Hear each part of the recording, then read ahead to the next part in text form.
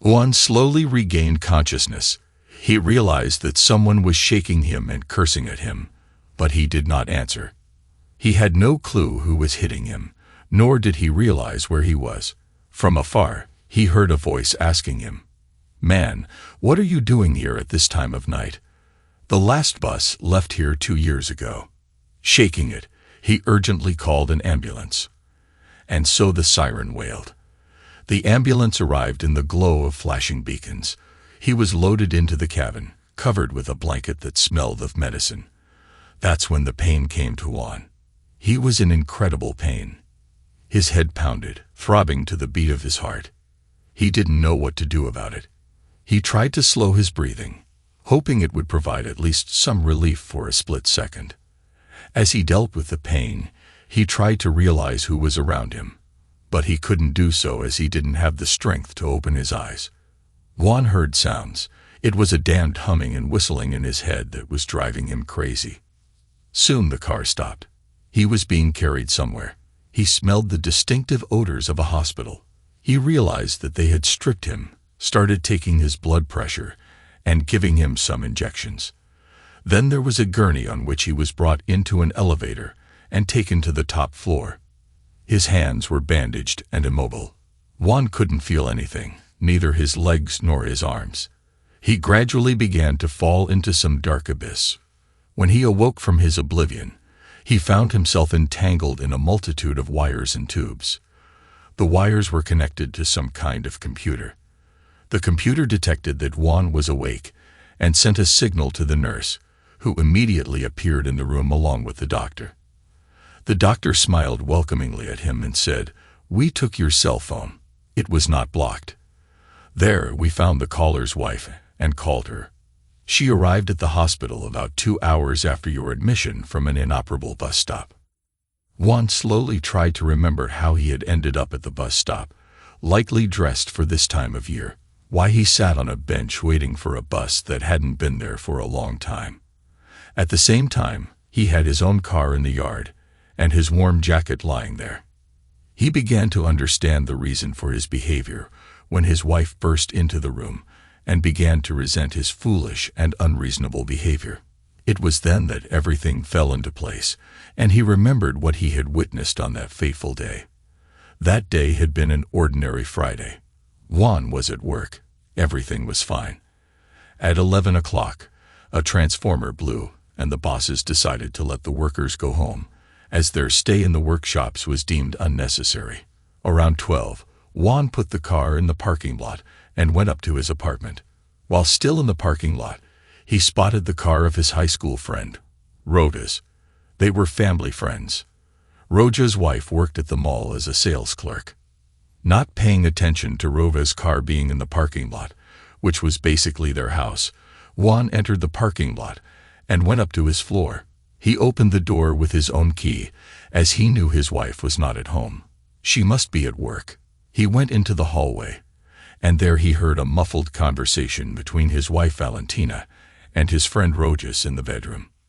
"Valentina, I don't have much time today. I have a plan to fulfill. I think we can get right down to business, and I'd like to see you more often. Rojas, you disappoint me. I can only see you once a week, Friday, and only once a month. The other days, I'm busy.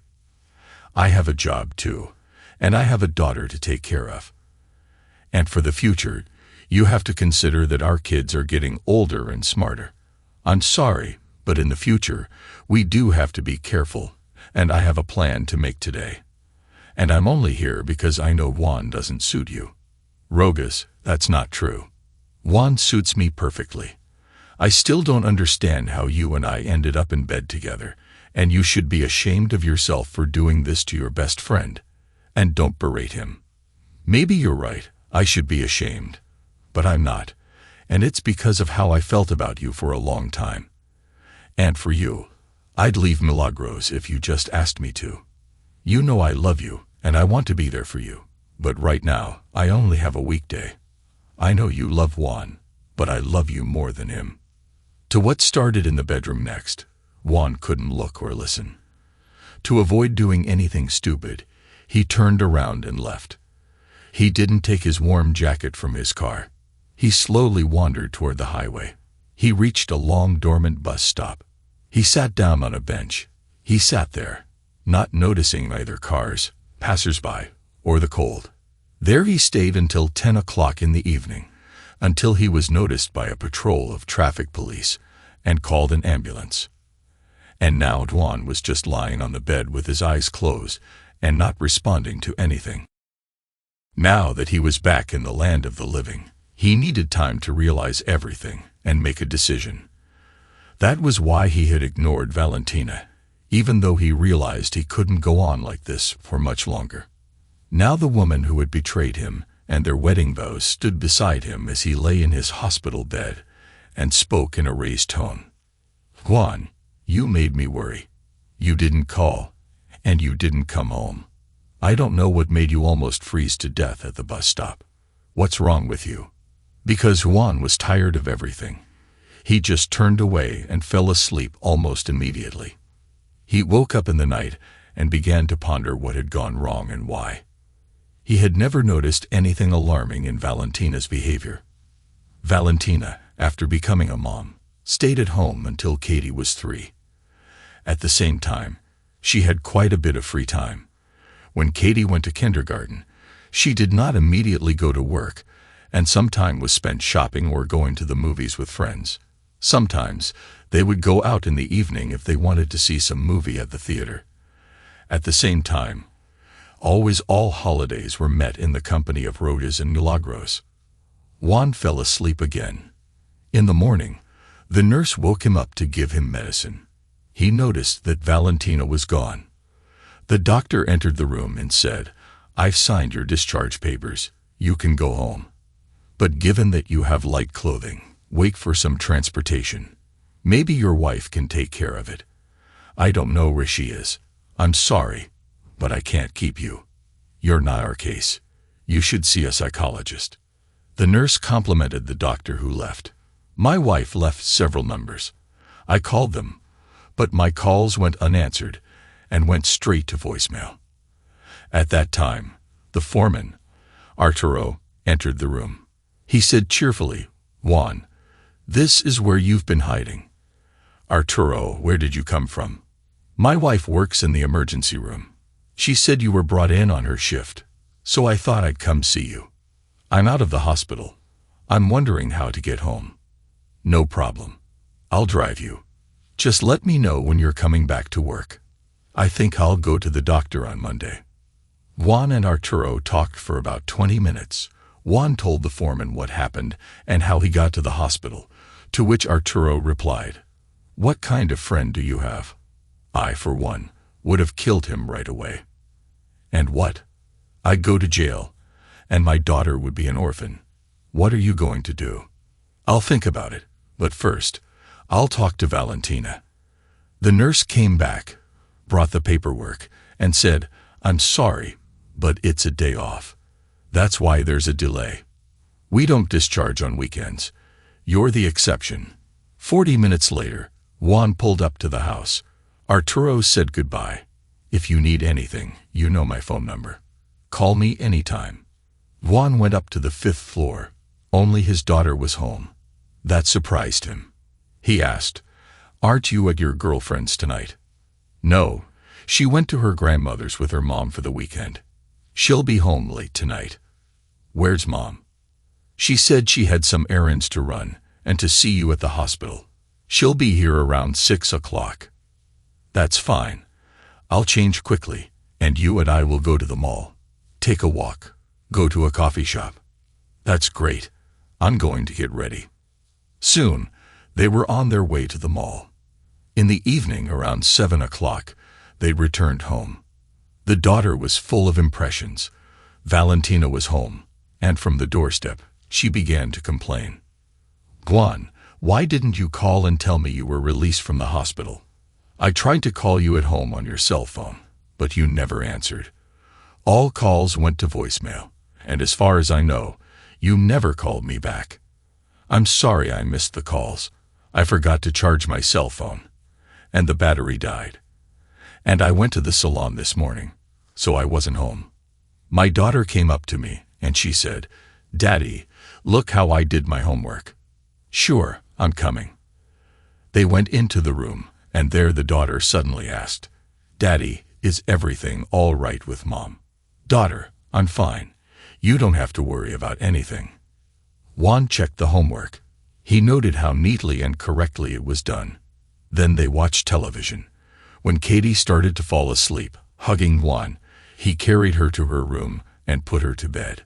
Upon returning, he said to Valentina, "I need to get some sleep since I'm going back to work on Monday.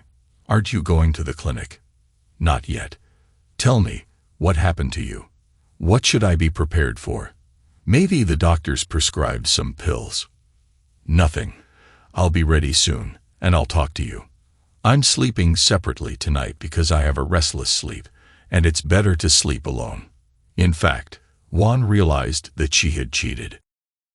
He needed to decide what he wanted and what actions needed to be taken to secure his future and his daughter's future. Valentina's future did not interest him. Juan woke up before dawn. He started his car and drove to work. The work locker room was buzzing with excitement as everyone shared what a good time they had over the weekend. No one knew that Juan was in the hospital. The shop foreman, Arturo, didn't mention it to anyone but asked him, "When are you thinking of taking time off?" "For overtime." "The foreman remembers it for now. Then he'll forget and you won't get any." "I thought there were orders." "Juan, we've been working together for days.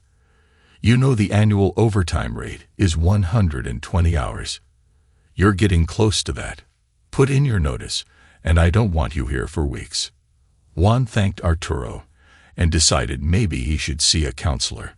But in order to get an appointment, he had to make an appointment. After agreeing on time off, Juan started the car and drove toward home. The phone rang. Looking up, it was his sister calling. He answered. "Isabel, I'm listening to you." "Juan, is it true that you spent the weekend in the hospital?" "How do you know?" "Katie told me. I was just talking to her. They're having a competition at the gym near here." "What happened to you?" "I'm better now. Don't worry. We just had a power transformer fire at the substation on Friday. The bosses made a goodwill gesture and let everyone go home.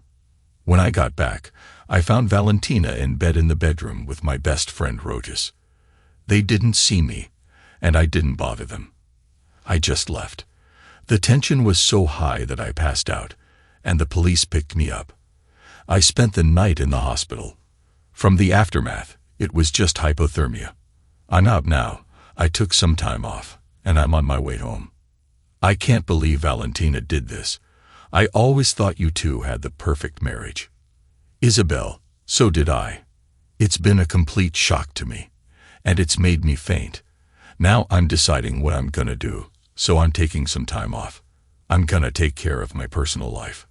"Listen, don't do anything that could hurt you." "Like what?" "See, you don't know. I have a friend named Carmen. She's a divorce lawyer. She's the one who was disliked when she was a kid, the only one of my friends who went to university and got a degree. I'll call her now. Can she take you in? Is she like a minister? You have to make an appointment with her. She's a very popular lawyer in our city, and not only in our city. She's a divorce lawyer. Wait for the call." Juan decided to wait for his sister to call. She called back and said, "Carmen's waiting for you at the office. The office is downtown. It's the only one there." "I know. I'll be there in 10 minutes. Does she still have the same last name?" "Yeah, she's not married yet." Juan quickly found Carmen's office and saw her last name on one of the doors. He knocked and heard, "Come in." He walked into the office. Carmen was sitting at a large desk with some papers spread out on it. She pointed to a chair and said, "Sit down and tell me about it. I have a new client in 20 minutes by appointment." Juan told Carmen what had happened. She too remembered his childhood friend Rojas and was surprised at how dishonest he was. She asked, "Do you want to keep the family together?" "Only if it's for Katie's sake." "Katie's a big girl. Tell me, can you handle raising her if she stays with you?" I think I can handle it. Good. We'll try to keep the family together. I think you should start by talking to your wife directly, without innuendo and honestly, but without any outside witnesses. Okay, I'll do it today. Or I'll have to get a divorce, and I can't guarantee you that the court will keep the child for you, although her opinion will be taken into account. Here's my card. It has my phone numbers. There was also some advice on how to behave. Guan left the office and went home. He decided to talk to Valentina before Katie got back, since she was supposed to be at her girlfriend's house today. He needed more information than he had. All questions could only be answered by Valentina. When Juan arrived home, he noticed that Roja's car was parked outside his house again. He couldn't believe that Valentina had brought Rojas back to the apartment again after he had just gotten out of the hospital. Juan took his time, sitting in the car and gathering his strength. He was ready to kill Rojas if he caught them again. He got out of the car and walked up to his pad. He opened the front door and walked in. In the kitchen, he saw Valentina, who was sobbing, resting her head on Roja's shoulder. It looked like Rojas was just trying to comfort her. Juan asked, "Rojas, what are you doing in my apartment at this time of day? You always said you had to earn money and your car is idle." A confused Rojas bounced off Valentina and replied, "Hi Juan, I just came by to see how you were doing." "I'm sorry I didn't visit you at the hospital," Valentina intervened. "Juan, you're supposed to be at work. Anyway, I was so worried about everything that happened, and Rojas came to see how you're doing. I wonder how he knows you're not at work, and he couldn't call me or you and see how I'm doing. Or is his cell phone battery dead too?" "No, it just happened. I wasn't watching my cell phone. What if there was a rush order from dispatch? I'm not the only one in the trucking business. One of us would have taken the order." "Rojas, your concern for Valentina is noteworthy, but don't bother right now, and I'm asking you to leave us alone. We need to talk." "Of course we do. I'll go to the parlor." Rojas left the kitchen. Juan asked, "Valentina, have a seat. Anything that is said must remain between us. This is our marriage, and Rojas has nothing to do with it." "Juan, Rojas does not interfere in our marriage, and what makes you think I would involve him in our marital affairs? You involved him a long time ago, when you decided to meet every Friday, behind my back, at our house. Now I see you're meeting on Mondays too. Why would you do that? Who told you these stupid things? Tell me while he's here." "Why? I saw it all myself. The day of my accident, I came home because we were off work because of the substation accident. Guess what I saw?" "Well, that's a rhetorical question. Just witnessing your cynical betrayal was incredibly painful. I imagined what would have happened if your daughter had caught you. It made me leave before I would have killed Rojas. I left, and I don't know why. I came to an abandoned bus stop where I fell into a catatonic state and nearly froze to death as a result. I heard all about your plans to be more careful because the kids are growing up, and that Rojas would like to see you more often because of his great love for you. That's probably why he's here today. What do you say at work on Fridays?" "Going to meet my lover." Valentina knelt down in front of Juan, cried, and began to sob. "I'm so sorry, Juan. Please forgive me." At the sound of sobs, Rojas entered. He looked at the sobbing Valentina and asked, "Juan, what did you do?" He took a step towards Valentina, but Juan stood in front of him and said in a threatening voice, "Get out of my house so I don't cause trouble. You are not welcome here. You've been running to my wife behind my back, and I won't stand for it. You're no longer my friend. The fact that she's crying right now doesn't mean anything. It's probably just the realization that she's been caught. I never touched her, and I won't now. And since she's still my wife, if you don't want me to hurt you, get out of my apartment and out of our lives." Valentina, between sobs, said, "Rojas, leave. We did something stupid, and I, through my behavior, almost killed the man I love and care about." Rojas reluctantly turned around and walked away. Juan went to the window and made sure he got into his car and drove away. Then he turned to Valentina. "Get yourself cleaned up. As long as we are married, Rojas must not enter this house. You must cut off all contact with him. That means you must not call him, text him, meet with him. But if, of course, you want a divorce, then you can go ahead. We'll continue this conversation tomorrow. And what will you decide? That depends on how we talk and what you want in your life, and whether you want what I want." Valentina went to take a shower and clean herself up. Juan, taking advantage of her absence, installed a spy program on her phone. Now he knew about all calls to that number and all incoming texts. Moreover, he could listen to and record all conversations. This program had been purchased by him a long time ago to monitor his daughter. He could always connect to her phone and find out where she was, hear all her conversations, read her texts. He didn't need the program to monitor his daughter. He realized now that it was unlikely that Valentina's years-long association with Rojas would simply end, and he needed control over his wife. Katie came in. Juan sat with her in her room and helped her do her homework. Valentina, who had cleaned herself up, prepared dinner.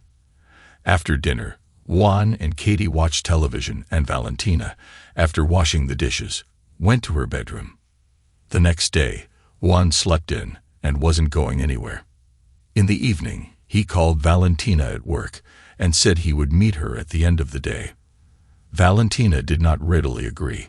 She left the office, approached Juan, who was waiting for her, and asked, "Are you trying to control me?" "No, I just decided that we, as loving parents, should go together and watch the finals of the competition, in which our daughter is also participating. Or do you have other plans tonight?" "I don't have plans tonight." "And what is our daughter competing in?" "She's playing basketball.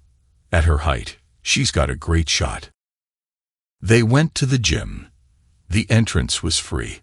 They sat in the bleachers, and the female athletes were warming up on the court.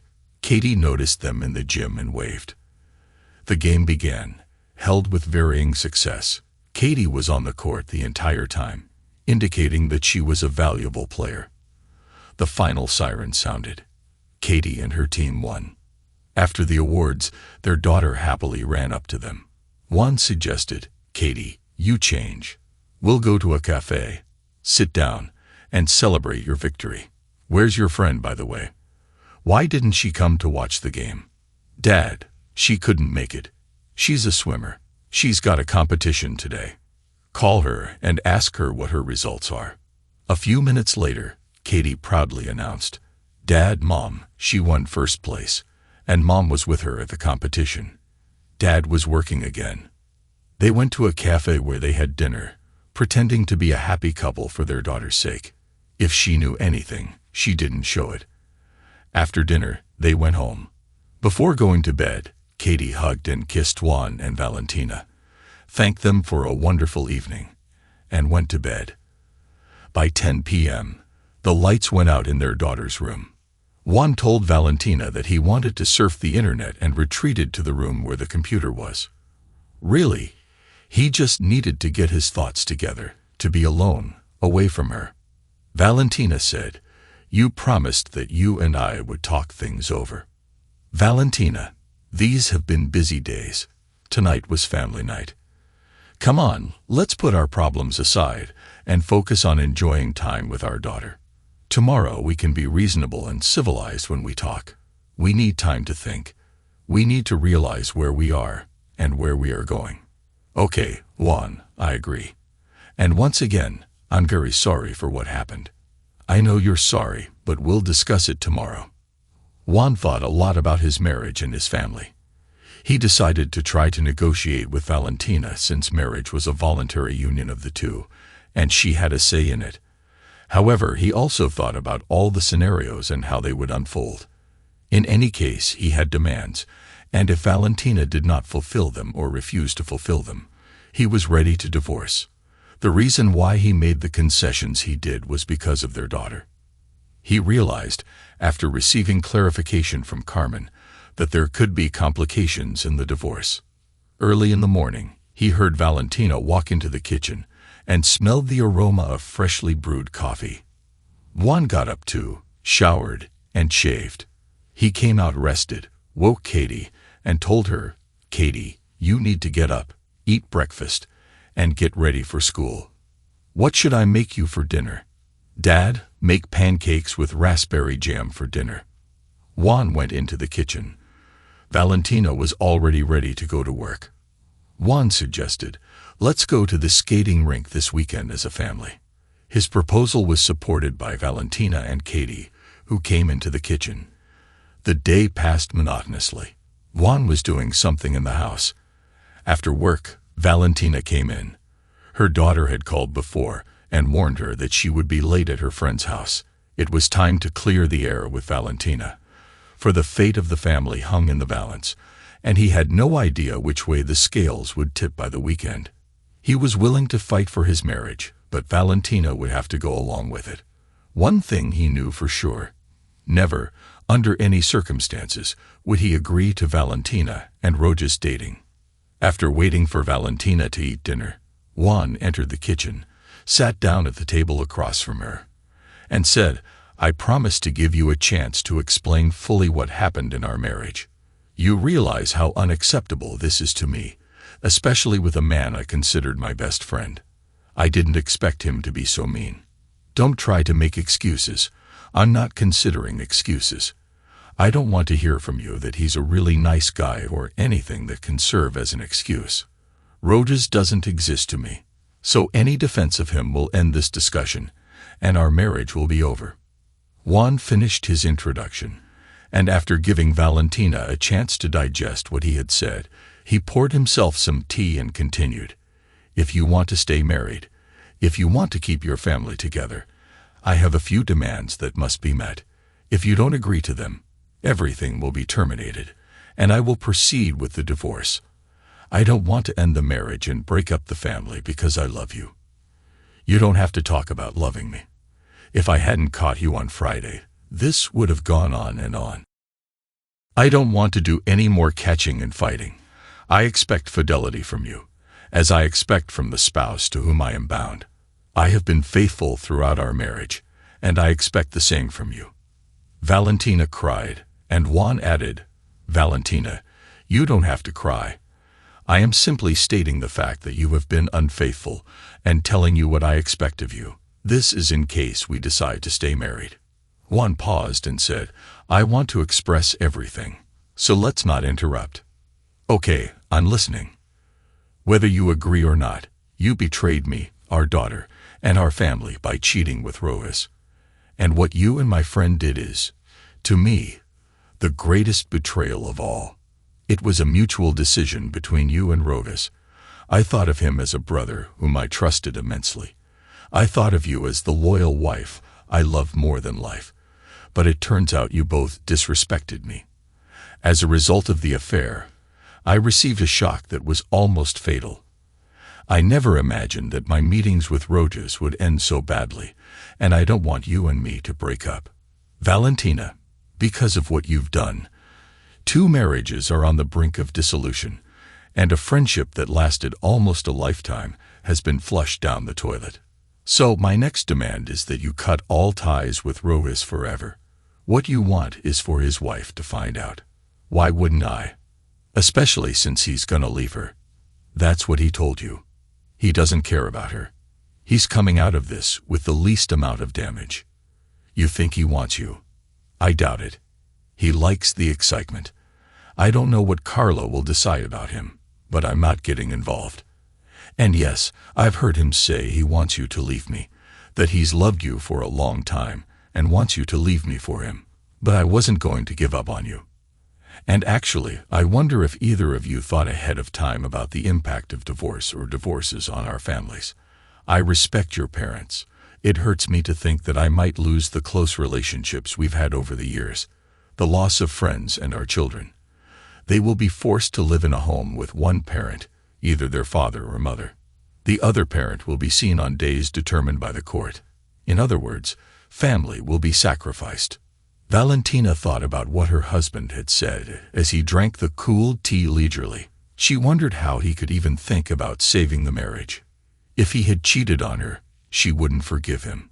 The thought crossed her mind that she should save her marriage while continuing her meetings with Rodas. She would just have to be more discreet, but the most important thing to her right now was saving her marriage. She knew that Rodas, with his erratic earnings, would not be able to support his family properly. So she said, "Juan, I'm sorry I hurt you. It was a stupid thing to do." "How did it happen?" "A year ago, when you were sent on a business trip from the factory, Rodas came to see me in the evening. He wanted to borrow the drill you promised him. I'd had too much to drink that day. A girl at work was having a birthday party. Katie wasn't home. She was at a friend's house. That's how it happened. Then we started seeing each other on Fridays once a month. On those days, I let Katie stay longer after school for basketball practice and at her friend's house. But why did Rodas think you two were in love? I don't know, but our meetings went by quickly, and he wanted more. I wanted to end it. It was weighing me down. So why didn't you end it?" "I'm sorry. It meant nothing to me. Juan, I love only you. I want us to work on our marriage. Please forgive me. I want to make up." When she was done, Juan told her, "Valentina, I need time to think things over. I'm going to stay with my sister for a few days. I need to be alone." Juan went to his sister's house. She and her husband lived in a big house, and there was plenty of room for everyone. Juan also had a share in the house, but he adamantly refused to give it up. He told his sister and her husband what had happened. Isabel and Victor were shocked by Valentina's behavior. Juan added to his story his plans for divorce, and they promised to keep it a secret. Then he called Master Arturo and said, "I don't have a week. I have family problems to solve, but I can't do it by the end of the week." "All right, make up your mind. I'll cover for you." Actually, Juan had deceived Valentina, saying she had a choice and an equal say. But he saw that she was deceiving him by saying that Rodas meant nothing to her. Juan decided to get revenge on her for her pain and humiliation. Now he was thinking about how to get revenge on Rodas, but no plans were being realized yet. He just had to prepare everything and then execute. And for that, he decided to meet Carmen once more. Juan discreetly visited the house and installed 2 spy video cameras for covert surveillance in the bedroom. His sister's husband helped him borrow the cameras and recorded several conversations between Valentina and Rodas. It was obvious that they planned to continue their affair as soon as things settled down. Rodas once again professed his love for Valentina. In doing so, he said, "Valentina, I will leave my wife anytime if you leave Juan." "Rodas, we've talked about this before. I love Juan, and I want to stay married to him. But I can't give up on you. I'm ready to come to you on our Friday. Our Friday is next month. Let's meet tomorrow while your dear is at your sister's.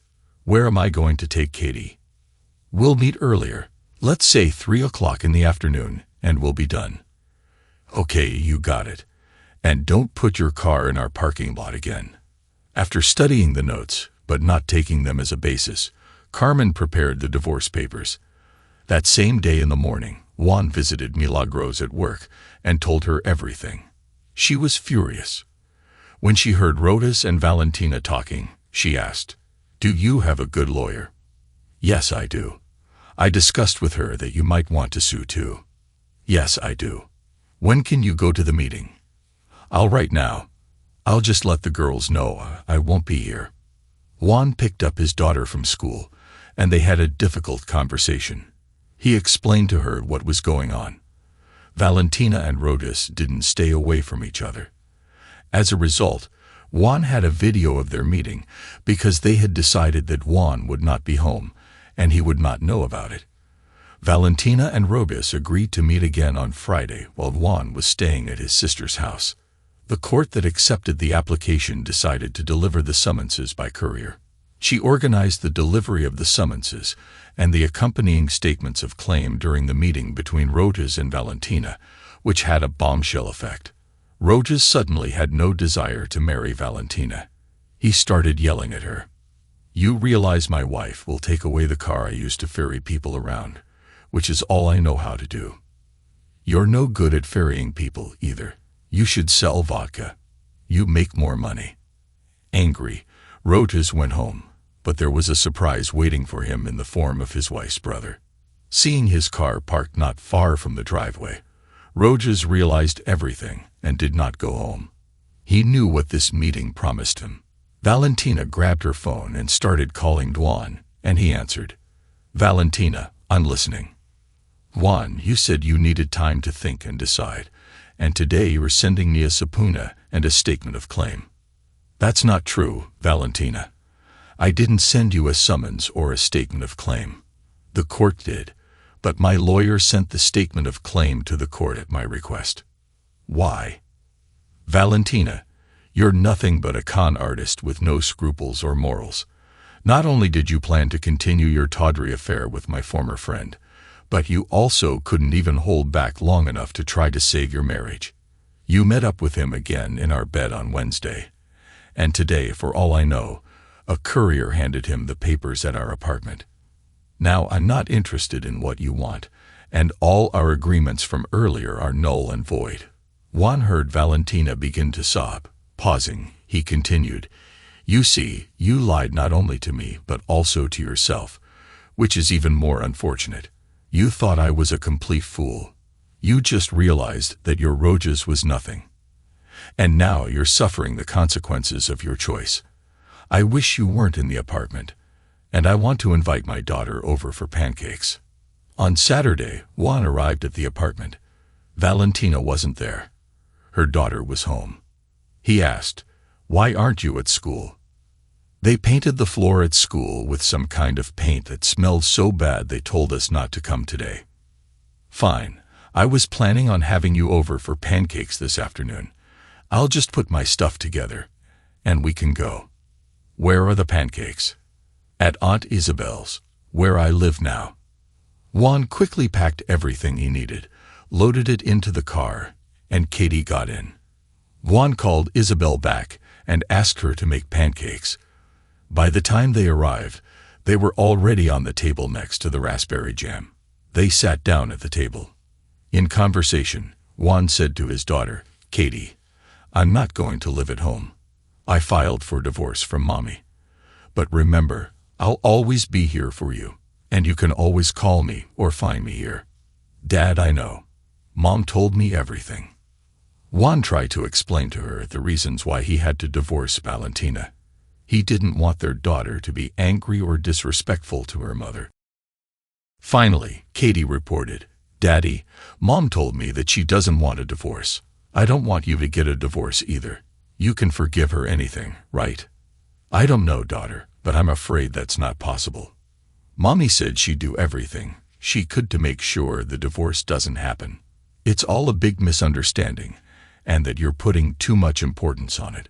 She told me that if you leave, I'll never see you again. Katie, I'm sorry, but the problems your mom and I have are very complicated. I'll talk to her when I take you home. Know that this has nothing to do with you. I'll always be there for you. You'll see me often. I just won't be sharing an apartment with you and your mother anymore." All the way home, Katie was silent. Juan was furious that Valentina had involved their daughter in adult matters. When they returned, he walked with Katie to the apartment. Valentina was home. She looked completely worn out and exhausted. Juan asked the first question, "I hope you're alone." "Juan, I told you it's over. Besides, Rojas is in the hospital. He was in a car accident last night, speeding into an abandoned bus stop. As a result, he suffered broken ribs, skull damage, and a broken arm. There are other serious consequences of the accident. He may be permanently confined to a wheelchair." "And how do you know all this in such detail? Did you visit him in the hospital?" "Yes, but only because he has no one else. His wife and daughter have given up on him, and he's in a very bad way. Now you'll have to find a replacement." "I don't need a replacement. You've decided to keep your colleague to yourself. I can see you're happy, and he's your friend. But that's not the issue. We're not a couple anymore. I brought Katie home. Now I'm asking you why you brought a child into our marital problems.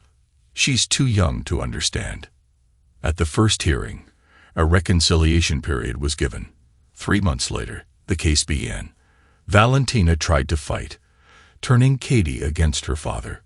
Her lawyer asked to extend the period of reconciliation, but the judge rejected this motion and continued to consider the case.